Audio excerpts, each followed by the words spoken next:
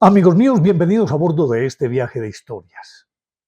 Y hoy vamos a hablar sobre aquel personaje que les había anunciado en el capítulo anterior, pero que por cuestiones de tiempo no pude incluirlo porque ese capítulo se hacía demasiado largo. Pero este personaje es tan fascinante como aquel Judas Iscariote del que estuvimos hablando en el capítulo anterior. Pero ya sabrán de quién se trata después de invitarlos para que compartan y comenten estos contenidos alrededor de una buena taza de café.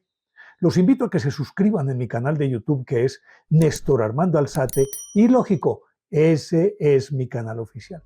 Denle me gusta, activen la campanita para recibir notificaciones. Pues bien, les decía que por cuestiones de tiempo pues no pude en el otro capítulo abordar a este personaje.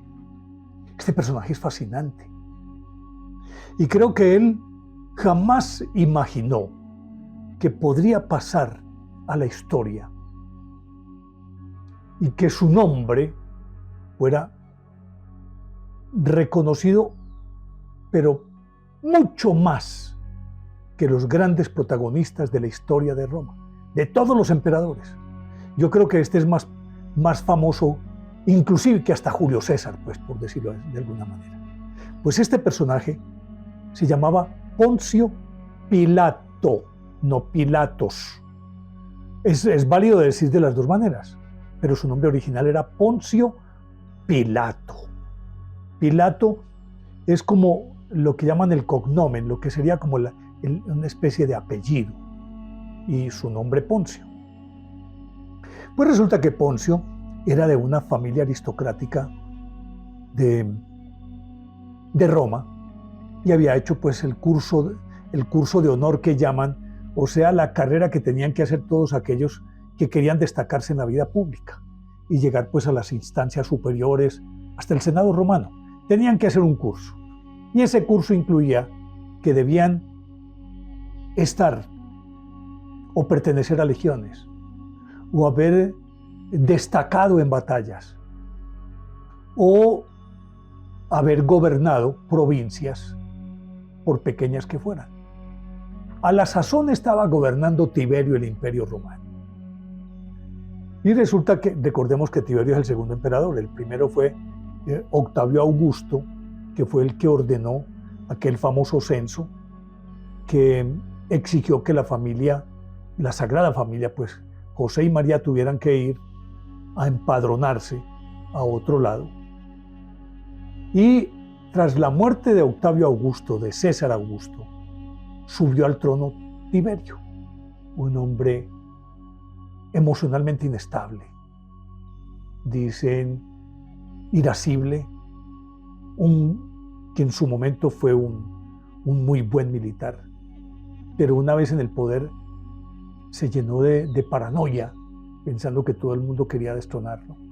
Y inclusive se fue para Capri, la isla de Capri, a gobernar desde allá. Y dejó prácticamente en el poder a su segundo de a bordo, que era más cruel que él, Sejano.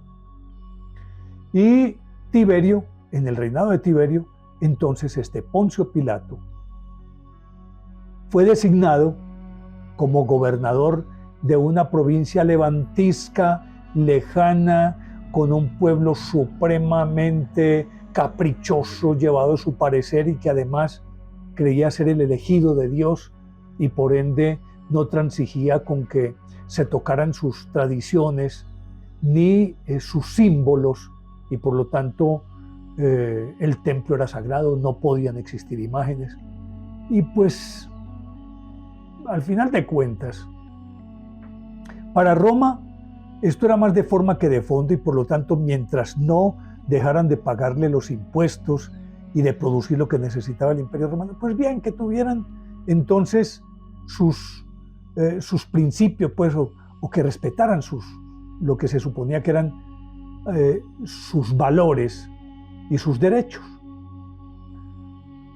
Entonces Poncio Pilato, muy aburrido, se tuvo que ir para allá, cuando él siquiera aspiraba a que lo mandaran a Siria o Antioquía, en donde había como un aire más citadino y mayor apertura mental y cultural, pero este pueblo era cerrado y tapado por dentro y no transigía absolutamente con nada, y por todo armaba un zafarrancho.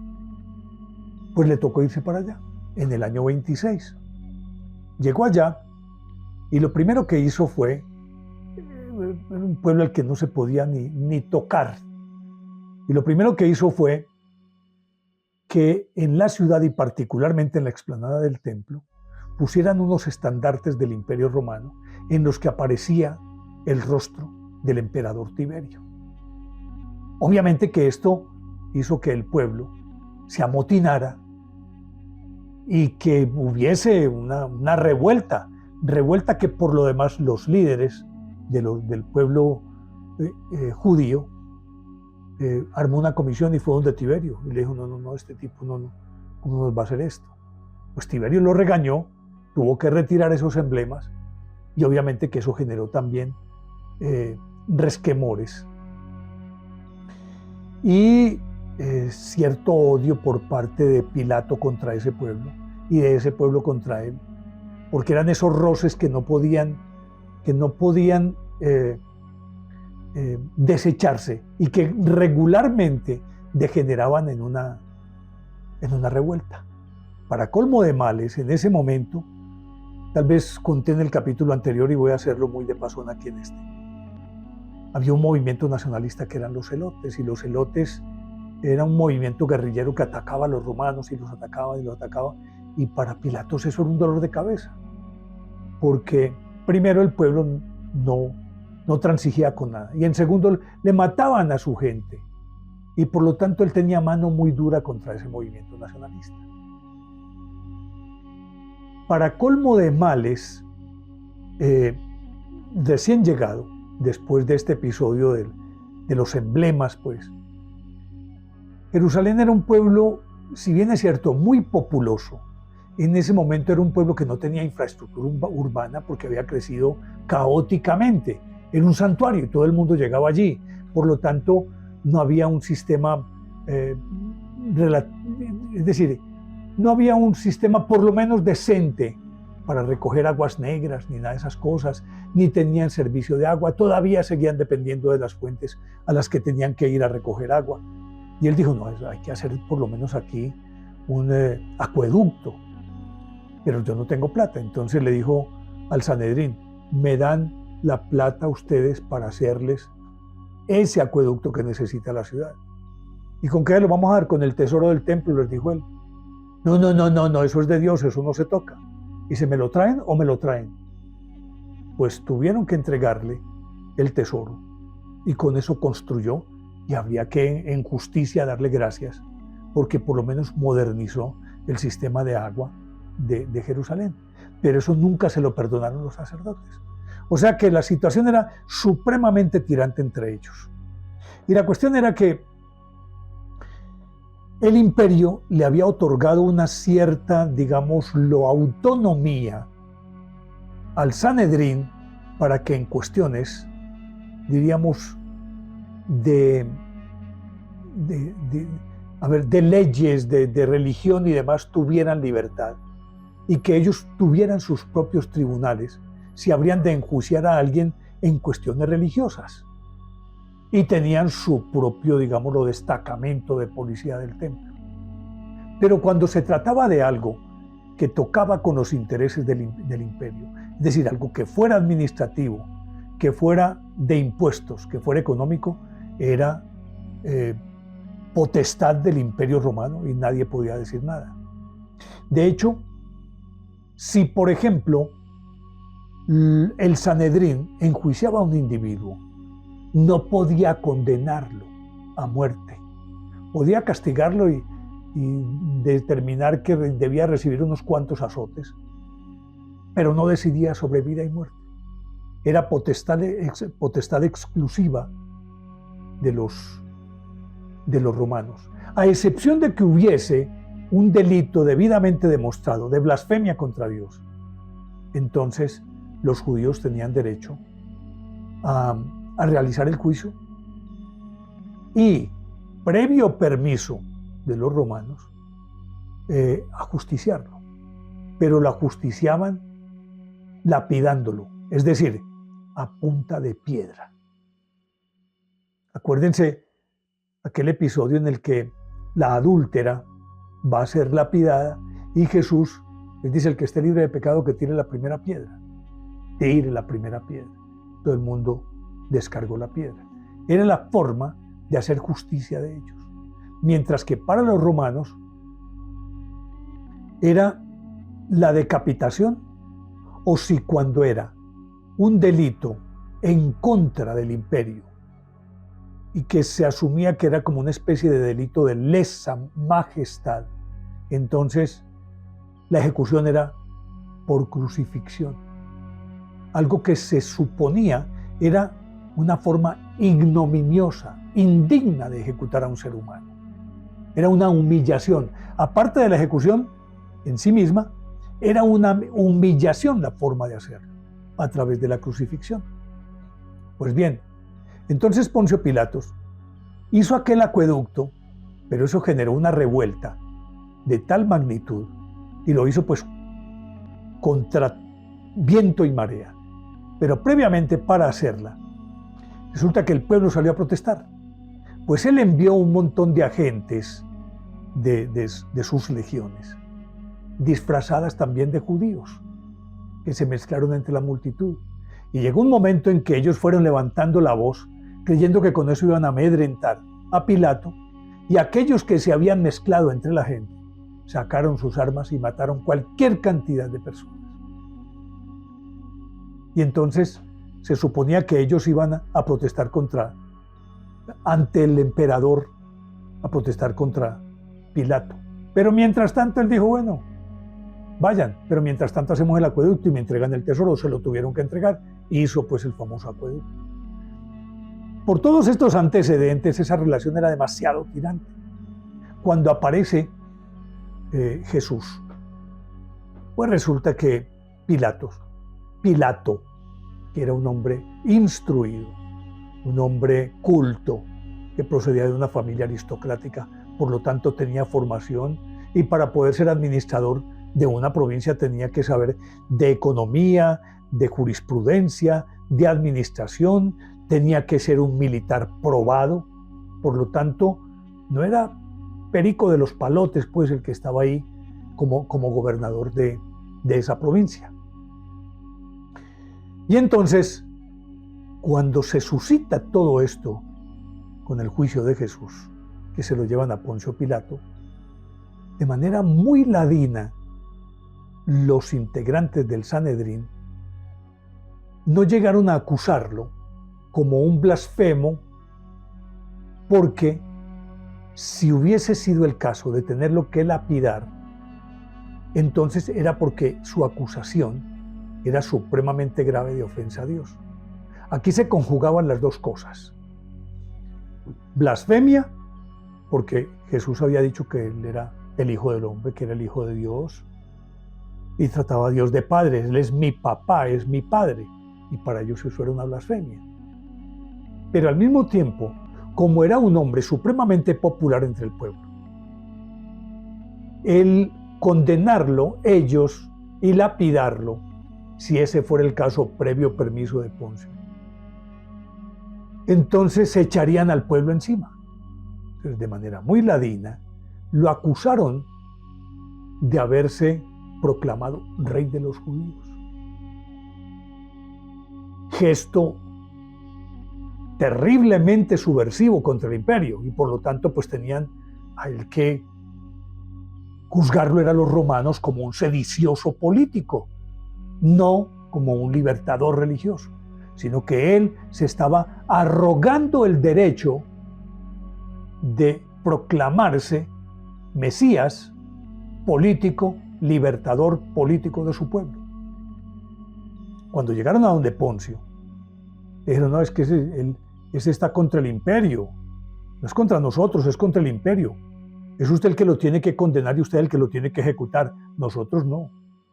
Casi que ellos hicieron lo mismo que Poncio, se lavaron las manos sin lavárselas, mientras que Poncio por lo menos fue y se lavó las manos con agua y jabón y todo.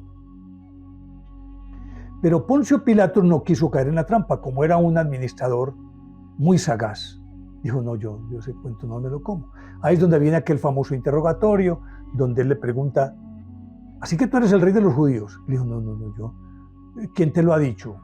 Eso lo dices tú porque tú lo crees o porque te lo dijo alguien. Con eso lo desarmó. Y Jesús no se comprometió. Entonces, Pilatos pensaba, ¿cómo puedo condenar a alguien?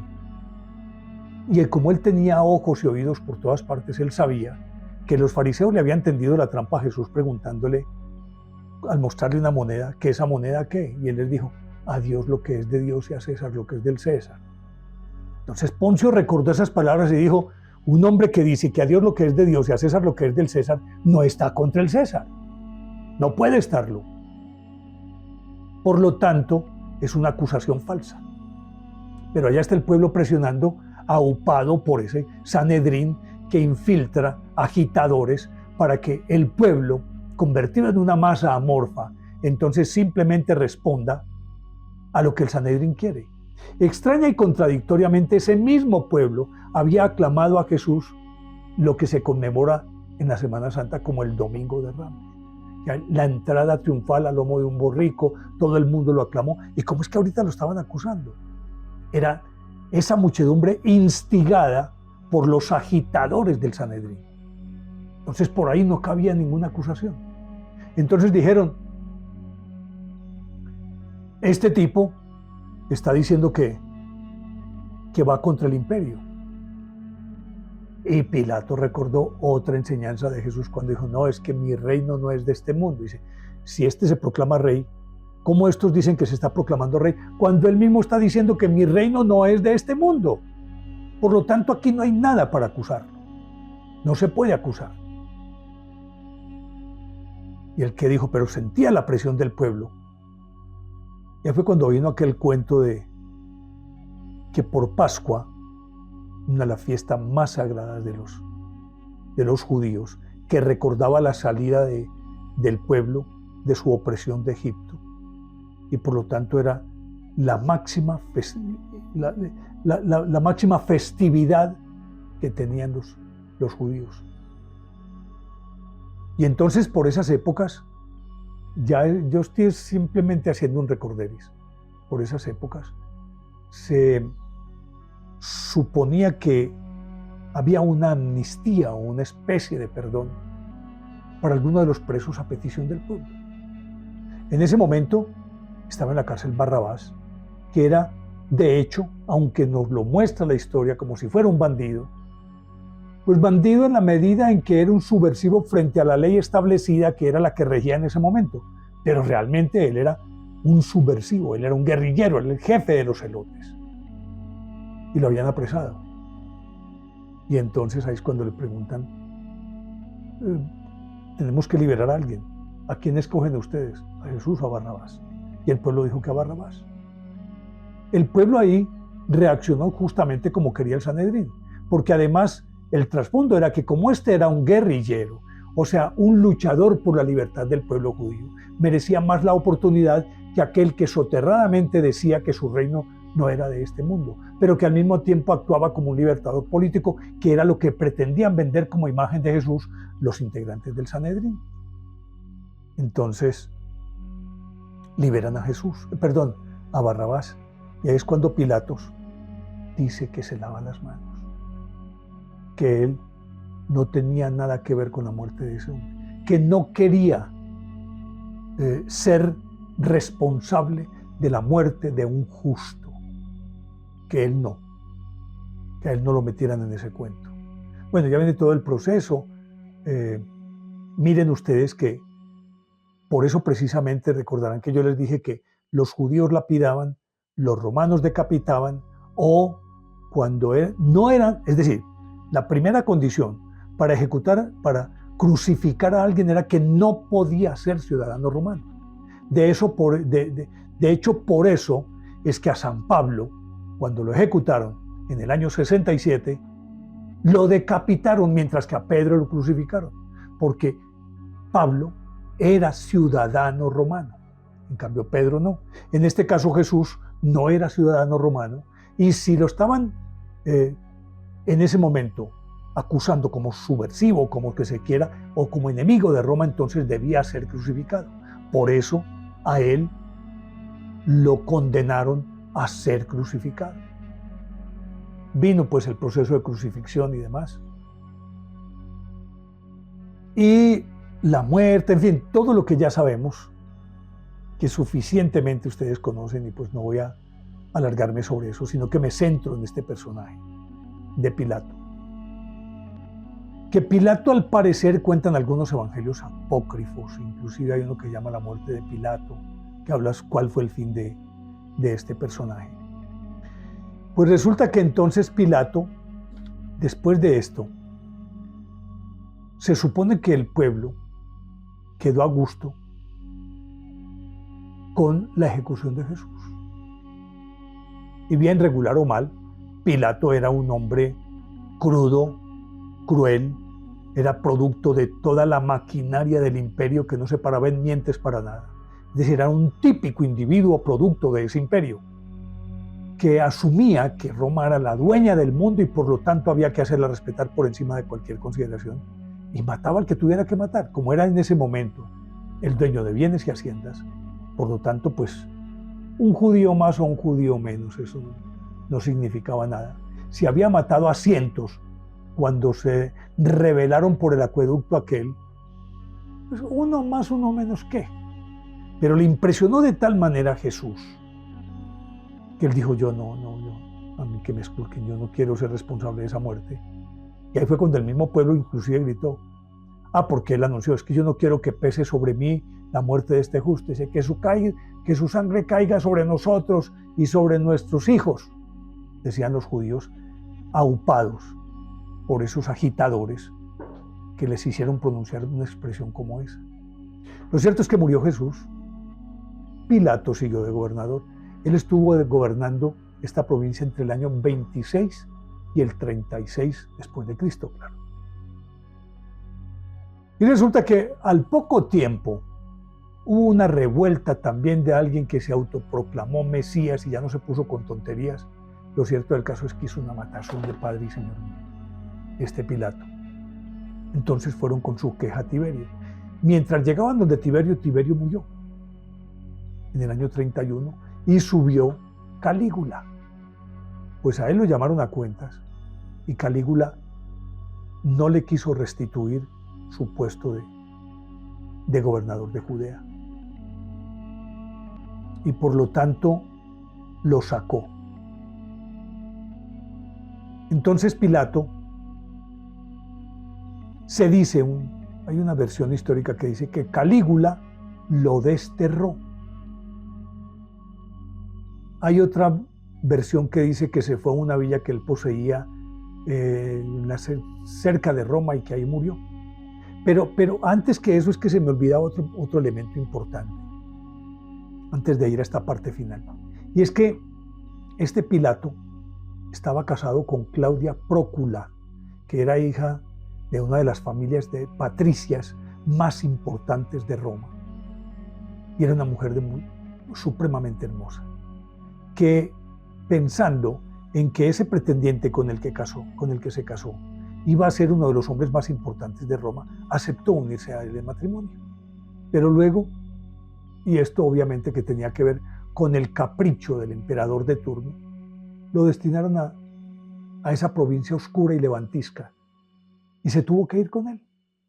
Pero dicen que Claudia Prócula había tenido contacto con las enseñanzas de Jesús y que ella se había convertido al cristianismo con Jesús en vida y era devota seguidora de él, que por razones obvias no podía decirlo de manera pública, pero sí en privado. Dicen que ella observaba las enseñanzas de Jesús, era una cristiana convencida, y que en ese sentido ejerció mucha influencia en Pilato en el momento del juicio. Ella fue la que más le insistió, no condenes a ese hombre, que ese hombre es justo, no lo condenes, tienes que liberarlo.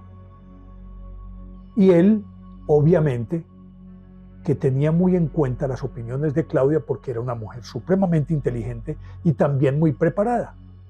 Pero estaba entre la espada y la pared. Entre lo que le decía a su esposa, que había soñado que la muerte de Jesús sería la desgracia de Pilato, que no lo hiciera, que era un hombre justo. Pero por otra parte el Sanedrín y el pueblo presionándolo. ¿Qué hacía? Una cosa era ser marido y otra cosa era ser gobernador. No podía ser gobernador actuando como marido, aunque sí podía ser marido actuando como gobernador.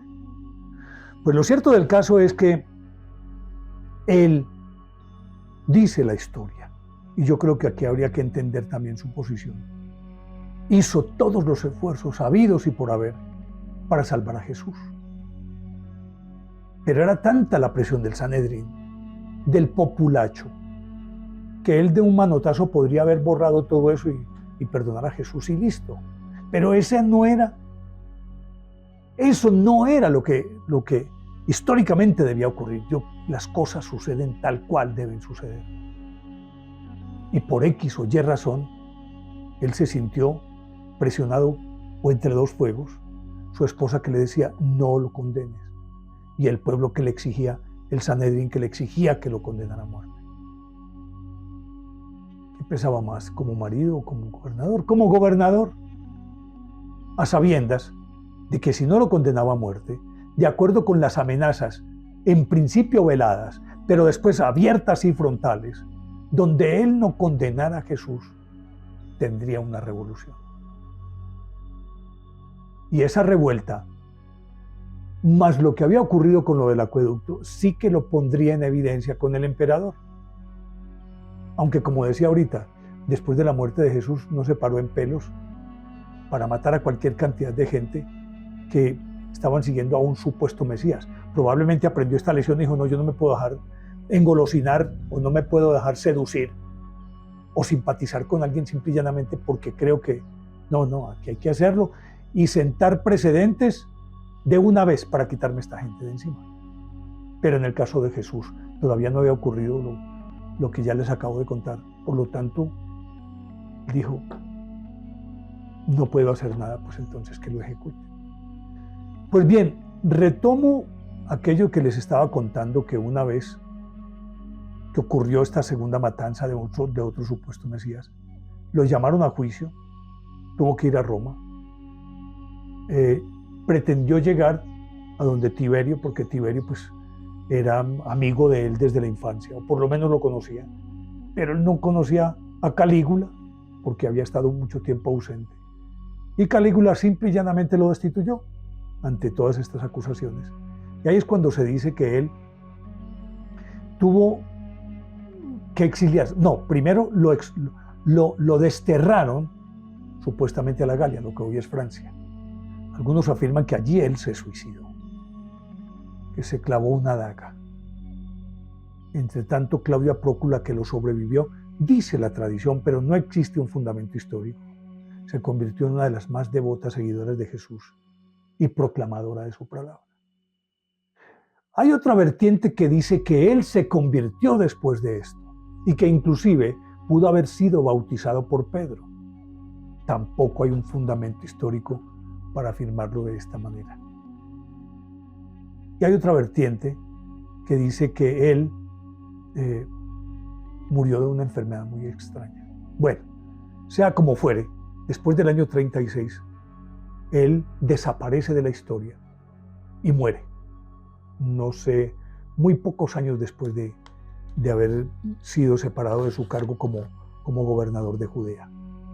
Pero para finalizar, lo que uno se pregunta aquí, y quise traer estos dos personajes por razones obvias, a Judas y a Pilato, porque fueron protagonistas de primera línea de todo este proceso, quizás el proceso más célebre y recordado de toda la historia, como ese ninguno, el proceso que condujo a la muerte por crucifixión a Jesús.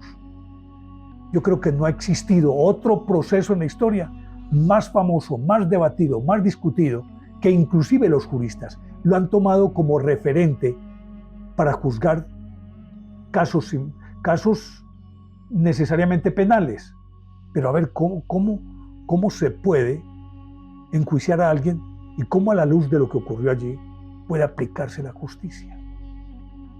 Pilato, creo que también a la hora de la verdad fue más víctima que victimario. Decía al principio que yo creo que de los funcionarios romanos es el más famoso de toda la historia, aún por encima, pienso yo, de Julio César, de Augusto y de todos los que uno haya escuchado en la historia. Y era un oscuro funcionario que gobernaba una oscura y minúscula provincia levantisca, pero que no representaba nada para el imperio a la hora de la verdad. Como de hecho ocurrió después cuando, aunque pusieron mucha resistencia, pocos años después, en el año 70, varias legiones romanas acabaron con Jerusalén y comenzó la diáspora del pueblo judío. Pero seguía siendo una provincia minúscula cuyo único valor real era que era un enclave estratégicamente muy bien ubicado por territorio por el que tenían que pasar para llegar de Asia, para entrar de África o para entrar de Europa. Era un enclave y sigue siendo un enclave estratégico de altísimo valor. Ese era su gran valor, porque no es una tierra fértil, es puro desierto. Es una tierra que no tiene agua. O sea, cuando uno mira por qué peleaban tanto por esta tierra, no es por ninguna de estas condiciones, sino por otros factores. Ser enclave estratégico, pero también un valor que va desde lo religioso pasando por su ubicación, que eso ya sería tema para conversarlo en otro programa, que es un vórtice de magnetismo impresionante, y por eso es la ciudad sagrada en la que convergen las tres religiones más importantes: judaísmo, cristianismo e islamismo. Ahí convergen. Entonces, ese personajillo que se supone fue Pilato ha sido más importante en la historia que inclusive Julio César.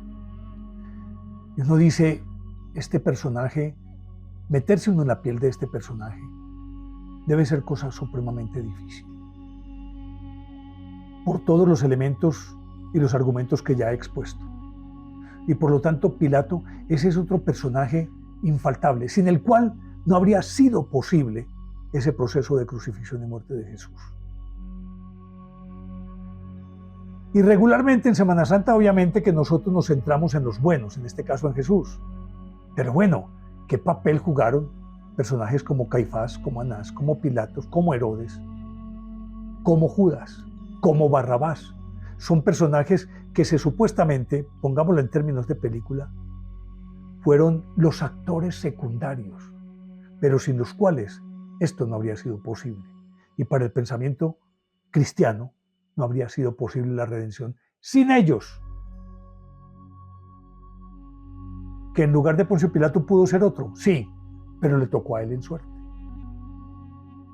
Así pues que, siempre que pensemos en estos personajes, si bien es cierto la historia los ha juzgado de una manera dura, mucho más a Judas que a Pilato, porque al final de cuentas, con Pilato ha existido una cierta benevolencia en el juicio histórico. No menos cierto es que fue parte del escuadrón de los malos.